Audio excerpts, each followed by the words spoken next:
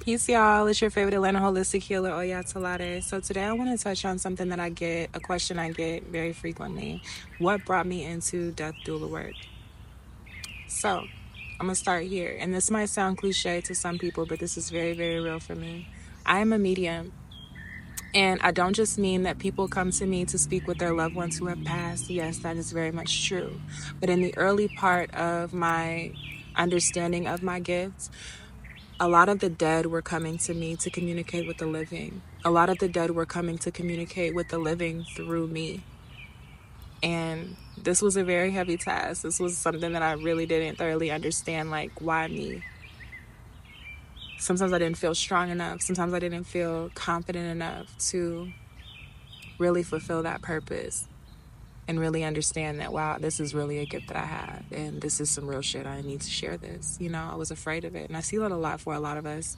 We don't always feel confident enough to fulfill our destinies, but that is so far from the truth. We are fundamentally equipped with everything that it takes to carry out our life purpose.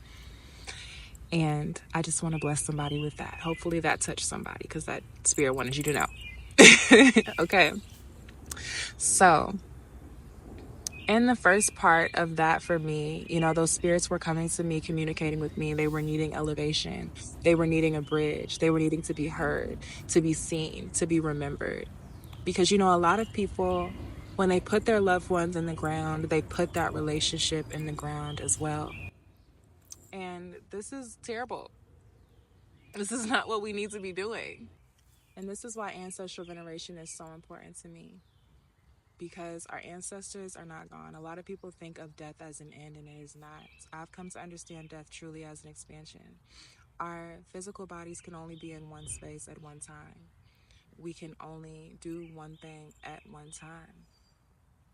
But when the spirit leaves the body, it can be wherever it wants to be. It can do whatever it wants to do. It is not limited to what a physical body can do. And also, our ancestors do not stop growing. Our ancestors do not stop growing after their spirits have left their bodies. They still have assignments. They still have healing work. They still need to be seen. They need to be heard, and they need to be remembered. And they also need to be lifted. The dead truly still need us. And when the living don't pick up the call, they come to people like me. So everything truly changed for me when I got my very first Mary D. Lagoon reading. And a Mary D. Lagoon reading is a divination with the Orisha. And I was then communicating with Oshun via my now godmother. And Oshun told me my birth Odus as well as my parent Orishas, with my head Orisha being Oya. And if you know Oya, then you know. Oya is the Orisha of transformation. She is the Orisha of change. She is there when you take your first breath. She is there when you take your last. She is the guardian of the cemetery gates. She has a very deep relationship with the ancestral realm, her ninth child being Egungun, which is the ancestors, the collective ancestors. So when I learned this, everything started to make sense for me, like literally. All of my experiences with the dead, all of my dreams, all of the synchronicities, all of the signs, they all started piecing together, right? And so I understood this not to be random, but to be very much in alignment. And Oshun also told me that within that year, I would meet a death doula. And I had never heard of a death doula at that time. But I did what any Virgo, Pluto heavy woman is going to do. I did my research. And I began to search and study about what a death doula does. And I was like, wow, this is very much in line with what I already do.